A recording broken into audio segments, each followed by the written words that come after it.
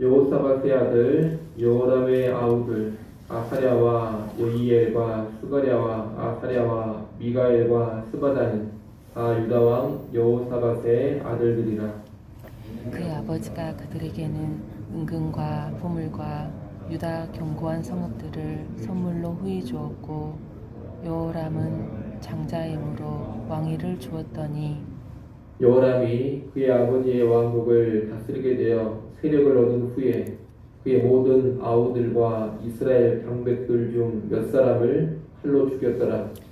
여호람이 왕위에 오를 때에 나이가 32세라 예루살렘에서 8년 동안 다스리니라. 그가 이스라엘 왕들의 길로 행하여 아합의 집과 같이하였으니 이는 아합의 딸이 그의 아내가 되었음이라.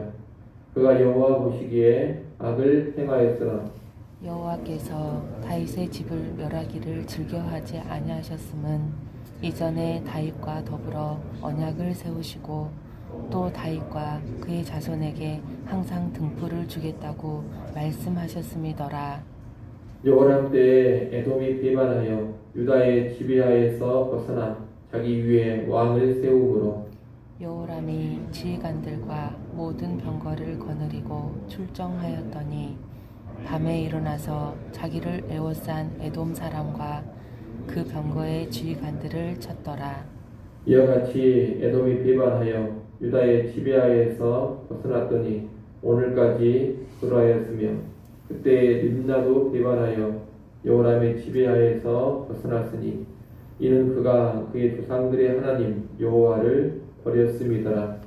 여호람이 또 유다 여러 산에 상당을 세워 예루살렘 주민으로 음행하게 하고 또 유다를 미혹하게 하였으므로 선지자 엘리야가 여호람에게 글을 보내어 이르되 왕의 조상 다윗 하나님 여호와께서 이같이 말씀하시기를 내가 내 아비 여호사밧의 길과 유다 왕 아사의 길로 행하지 아니하고 오직 이스라엘 왕들의 길로 행하여 유다와 예루살렘 주민들이 음행하게 하기를 아합의 집이 음행하듯 하며 또 내 아비 집에서 너보다 착한 아우들을 죽였으니 여호와가 내 백성과 내 자녀들과 내 아내들과 내 모든 재물을 큰 재앙으로 치시리라. 또 너는 창자의 중병이 들고 그 병이 날로 중하여 창자가 빠져나오리라 하셨다 하였더라. 여호와께서 블레셋 사람들과 구스에서 가까운 아라비아 사람들의 마음을 격동시키사 여호람을 치게 하셨으므로 그들이 올라와서 유다를 침략하여 왕궁의 모든 재물과 그의 아들들과 아내들을 탈취하였으므로 막내 아들 여호아하스 외에는 한 아들도 남지 아니하였더라. 이 모든 일 후에 여호와께서 여호람을 치사 등에 고치지 못할 병이 그 창자에 들게 하셨으므로 여러 날 후 2년 만에 그의 창자가 그 병으로 말미암아 빠져나오매 그가 그 심한 병으로 죽으니 백성이 그들의 조상들에게 분향하던 것 같이 그에게 분향하지 아니하셨으며 같이 봅니다.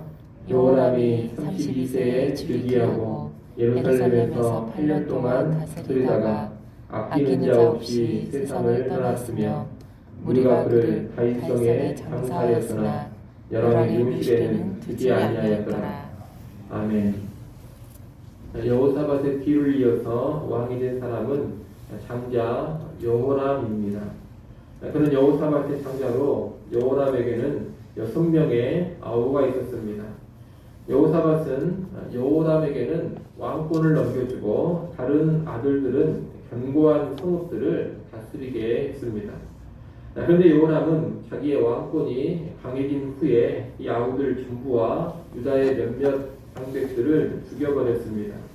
이 훈계 사륙에서부터 여호람이 선한 왕이 아니라는 것이 드러납니다. 그는 32세에 왕위에 올라서 8년간 다스렸는데 북이스라엘 왕들의 길로 행하여 아합의 집과 같이 행했습니다. 아합과 같이 악한 왕이었다는 겁니다. 본문 6절 말씀을 보면 그 이유를 아합의 딸이 그의 아내가 되었기 때문이라고 합니다. 여호사밧 왕의 통치에서 봤습니다만 여호사밧은 북이스라엘의 아합 왕과 아주 친밀하게 교류를 하면서 결혼 동맹을 맺었습니다. 자기의 아들 여호람과 아합의 딸 아달랴를 결혼시킨 것입니다. 이제 그 잘못된 결혼의 여파가 슬슬 나타나고 있는 겁니다. 여호람은 바알 숭배자인 자기의 아내 영향을 받으면서 여호와 앞에 악을 행하였습니다. 이 집안은 할아버지 야사, 아버지 여호사밧을 거치면서 믿음의 집안으로 잘 섰던 그런 가문입니다. 그런데 여호람 때에 이르러서 형제를 도려가는 집안, 믿음을 버리고 여호와 앞에서 악을 행하는 그런 집안이 되어버린 겁니다. 이 불행의 시작이 어디냐? 아합의 딸 아달랴와의 결혼입니다. 여러분, 이 결혼이라는 것은 대단히 중요합니다.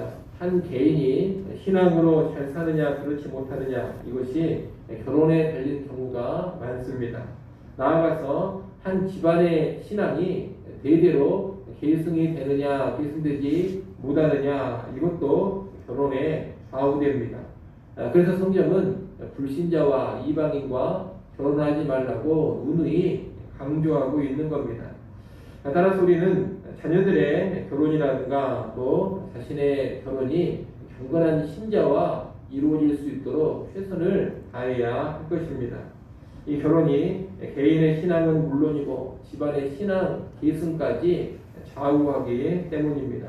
그러니 절대 결혼을 가볍게 보지 마시고 결혼을 신중하게 무겁게 바라보시기를 바랍니다. 대충 하면 되겠지 절대로 그런 생각을 하시면 안 됩니다. 성급하게 배우자를 선택하고 결정을 해서도 안 됩니다. 그러다가는 큰 화를 초래할 수가 있습니다. 자기 개인은 물론이거니와 집안에까지 화를 초래할 수가 있는 겁니다.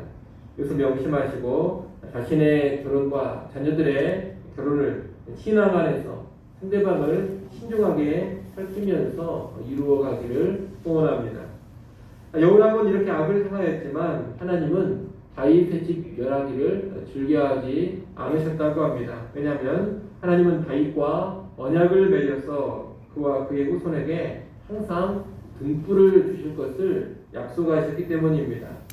7절 말씀을 한번 보십시오. 7절 말씀이 보게 되면 항상 등불을 주겠다고 말씀하셨음이니라라고 이야기를 하고 있습니다. 이 항상 등불을 주신다라는 것은 성전의 등불이 꺼지지 않는 것에 빗댄 표현입니다. 성전 등장 때의 등불이 항상 켜져 있는 것처럼 다윗의 후손이 계속해서 이스라엘을 다스리게 된다, 그러한 의미입니다. 하나님은 이 약속에 의해서 다윗 집안에 악한 왕이 등장을 하더라도 그 집안, 그 왕조를 끝내시지는 않습니다. 언약에 신실하게 계속해서 다윗 왕조를 유지시켜 주셨다는 겁니다. 그러나 하나님은 또 다윗에게 뭐라고 말씀을 하셨느냐? 다윗의 자손이 말씀을 버리고 범죄하면 인생 막대기로 징벌을 하시겠다, 그렇게도 말씀을 하셨습니다. 왕위는 계속해서 다윗 집안에게 허락하시지만 그 왕이 악을 행한다면 징벌하겠다, 이렇게도 말씀을 하셨다는 겁니다. 그 말씀대로 악한 왕 여호람이 하나님의 징벌을 받습니다. 8절 9절에 보면 에돔이 여호람을 배반했다고 합니다. 에돔은 유다의 속국으로 유다에서 파견된 석정 왕이 다스리고 있었습니다. 그러나 여호람 때에 에돔은 스스로 왕을 세우고 유다의 지배에서 벗어난 겁니다. 여호람은 이 배반한 에돔을 치려고 군대를 이끌고 출정했지만 오히려 에돔 군대에게 포위되어서 밤에 간신히 빠져나왔습니다. 9절 말씀에 보면 여호람이 밤에 일어나 자기를 에워싼 에돔 사람과 그 병거의 지휘관들을 쳤다, 이렇게 기록하고 있습니다. 이 말은 에돔을 물리쳤다 이런 뜻이 아닙니다. 포위된 상황에서 간신히 적군을 치고서 빠져나왔다, 그런 말입니다. 전쟁에서 패배한 겁니다. 죽지 않고 겨우 살아난 겁니다. 이 패배로 인해서 에돔이 완전히 유다의 지배에서 벗어나게 됩니다. 10절에 보면 림나도 여호람을 배반했다고 합니다. 림나는 블레셋 근방의 성읍인데 유다의 지배를 받다가 여호람 때 영향력을 상실하고 떨어져 나간 겁니다. 유다의 지배를 받던 에돔과 림나가 배반한 것은 유다의 국력이 약해졌음을 의미합니다. 나라가 쇠약해져가는 모습입니다. 이렇게 된 이유는 여호람이 여호와를 버렸기 때문입니다. 여호와를 버리니 나라가 쇠약해져 가는 겁니다. 여호람은 또 생당들을 세워서 백성들이 우상을 숭배하도록 이끌어갔는데 이 죄에 대해서 엘리야 선지자가 심판의 말씀을 편지로 보냅니다. 엘리야 선지자는 북이스라엘 땅에서 활동하던 선지자입니다. 그가 남유다의 여호람 왕에게 편지를 보내서 여호와의 말씀을 전한 것입니다. 오늘 본문 12절부터 14절에 보면 그 편지의 내용이 쭉 나와 있습니다. 그 편지의 내용을 보면 하나님께서 여호람의 죄를 책망하십니다. 두 가지 죄를 책망하시는데 첫째로 아사나 여호사밧의 길이 아닌 북이스라엘 왕들의 길로 행하여 백성으로 음행케 한 죄를 책망하십니다. 여기서 말하는 음행은 영적인 음행을 우선적으로 말하는 겁니다. 영적 음행으로 여호와를 떠나서 우상을 숭배하는 죄를 가리키는 겁니다. 나아가서 이 음행은 육체적인 음행도 포함하고 있는 겁니다. 왜냐하면 바알과 아세라 숭배를 비롯한 이방의 우상 숭배에는 성적인 의식이 수행되기 때문입니다. 이러한 영적인 음행 그리고 나아가 육적인 음행을 하나님께서 책망하십니다. 둘째로 여호람이 그의 아우들을 죽인 죄를 책망하십니다. 13절 하반절에 보면 너보다 착한 너의 아우들을 죽였다 그럽니다. 이로보아 여호람의 아우들은 우상 숭배자들은 아니었던 것으로 보입니다. 그리고 여호람보다 선하게 살았던 것으로 보입니다. 여호람이 이 아우들을 왜 죽였는지는 정확하게 알 수가 없습니다. 바알 숭배하는 일에 걸림돌이 되어서 죽였을 수도 있고 왕권을 더욱 강화하는 차원에서 죽여버렸을 수도 있습니다. 어찌됐든지 간에 무죄한 아우들을 죽인 것이 큰 악행입니다. 그래서 그 죄를 하나님께서 책망하신 겁니다. 하나님은 이 두 가지 죄를 책망하신 후에 심판을 선언하십니다. 하나님은 유다 백성과 여호람의 가족과 재물을 큰 재앙으로 치시겠다고 합니다. 그리고 여호람은 창자의 중병이 들고 창자가 빠져나와서 죽을 것이라고 말씀합니다. 이 심판 선언에 여호람이 회개했다 그런 말은 나오지 않습니다. 사실 이 엘리야 선지자를 통해 편지까지 보낸 것은 회개를 촉구하는 하나님의 사인입니다. 만약 이 심판 선언의 말씀 앞에서 여호람이 회개했더라면 이 심판이 선언되었지만 실제 응하지는 않았을 겁니다. 하지만 여호람은 회개하지 않습니다. 그리고 결국 이 심판 선언대로 심판이 임하게 됩니다. 그 심판 징벌의 내용이 16절부터 19절에 나옵니다. 하나님은 먼저 블레셋과 구스에서 가까운 아라비아 사람들이 여호람을 공격하게 하십니다. 이 침략자들은 왕궁의 모든 재물과 여호람의 아들들과 아내들을 탈취했습니다. 이때 아들들이 다 죽어버리고 막내 아들 여호아하스만 남게 됩니다. 여호람은 자기 아우들을 다 죽여버리는 악행을 저질렀는데 이제 자기 아들들이 다 죽어나가는 그런 징벌을 당한 겁니다. 그나마 막내 아들 여호아하스 한 사람이 살아남은 것은 다윗 집안을 지키시는 하나님의 긍휼을 보여줍니다. 하나님께서 다윗의 집안은 계속해서 왕위를 이어가게 하시겠다 그렇게 약속을 하셨기 때문에 그 집안의 모든 아들들은 다 죽여버리지 않고 하나는 남겨두신 겁니다. 다윗 집안의 맥이 끊어지지 않게 하시는 하나님의 긍휼이라 이렇게 볼 수가 있겠습니다. 이 일 후에 하나님의 말씀대로 여호람도 창자에 큰 병이 들고 창자가 빠져나오는 고통 속에 죽게 됩니다. 18절에 보면 여호와께서 여호람을 치사 능히 고치지 못할 병이 들었다고 합니다. 이 병이 자연적으로 생긴 병이 아니라 여호람의 죄에 대한 하나님의 심판으로 임한 것임을 분명하게 밝히고 있는 겁니다. 여호람이 죽었을 때 백성들은 이전 왕들의 죽음과는 달리 여호람에게는 분향을 하지 않았다. 그렇게 19절에서 말하고 있습니다. 분향을 하느라는 것은 죽음을 애도하는 행위입니다. 그런데 여호람이 죽었을 때에는 백성이 그런 애도 행위를 하지 않았다는 겁니다.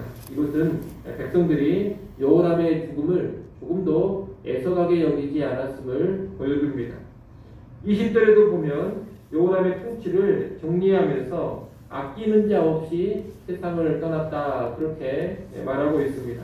아무도 여호람의 죽음을 안타깝게 여기지 않았다는 겁니다.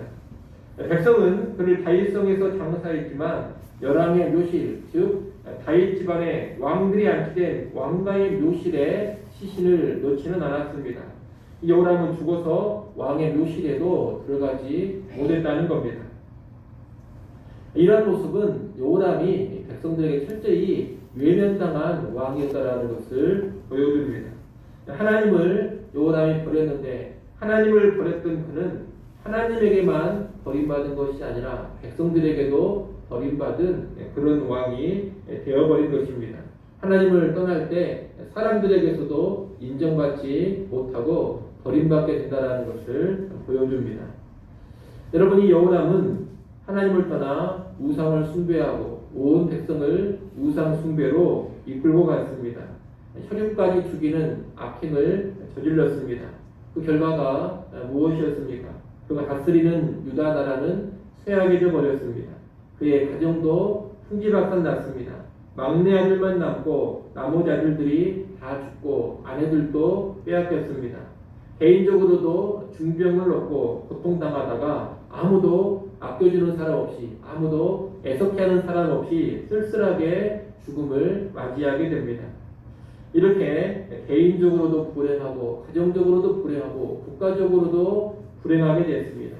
여호와를 버린 결과로 인해서 이런 징벌에 떨어진 겁니다. 여러분, 언제나 하나님을 붙들고 하나님을 가까이 하는 것이 복이 된다는 것을 꼭 기억하십시오. 하나님을 떠나는 것은 저주입니다. 개인적으로도 가정적으로도 사회적으로도 하나님을 떠나게 되면 저주가 임하게 되는 겁니다. 이를 꼭 기억하시고 일평생 여호와를 잘 숨기는 그런 신앙으로 살아가시기를 바랍니다. 여호와를 잘 숨겨서 하나님께 인정받고 사람에게도 인정받는 그런 복된 삶으로 나아갈 수 있기를 간절히 축원합니다. 기도하겠습니다.